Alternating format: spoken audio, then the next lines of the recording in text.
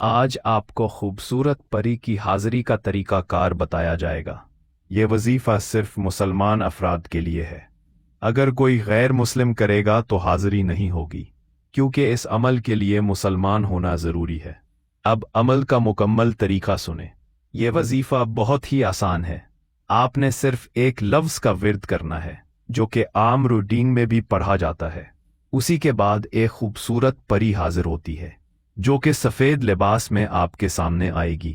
آپ نے یا مجید کا ورد کرنا ہے، کتنی بار پڑھنا ہے اور کب پڑھنا ہے یہ بھی بتائیں گے۔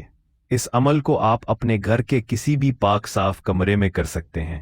مقام کا پاکیزہ ہونا بہت ضروری ہے۔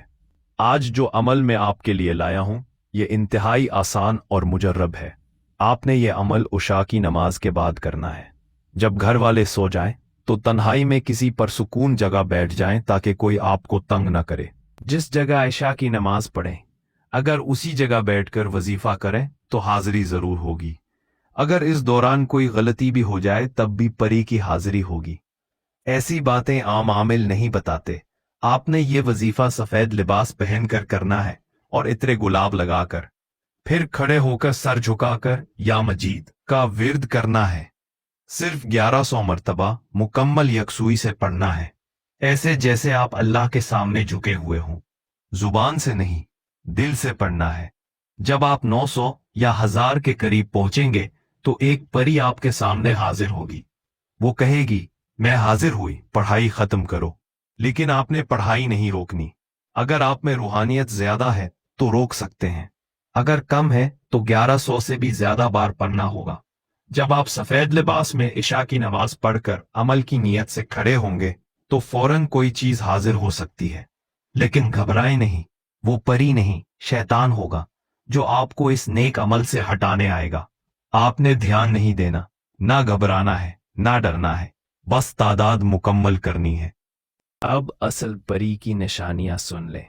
اس کے دونوں ہاتھوں میں گلاب کے گجرے ہوں گے اور شہادت کی انگلی میں ایک سرخ موٹی انگوٹھی ہوگی۔ جب وہ حاضر ہو تو آپ نے اس سے چند باتیں کہنا ہے۔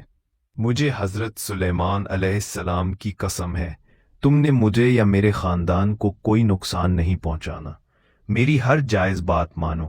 اگر میں کوئی ناجائز بات کہوں تو اس پر عمل نہ کرنا، بلکہ مجھے روک دینا۔ اگر آپ اس سے ناجائز کام کروائیں گے تو آپ خود گناہگار ہوں گے، کیونکہ وہ آپ کی خدمتگار ہے۔ آپ نے اسے غلط کام میں استعمال کیا، لہٰذا میرے بھائیوں، اس عمل کو صرف جائز مقاصد کے لیے استعمال کرنا ہے۔ جب آپ اسے یہ قسم دیں گے تو وہ آپ کو اپنی انگوٹھی دے گی اور کہے گی، اسے رگڑنا، میں حاضر ہو جاؤں گی۔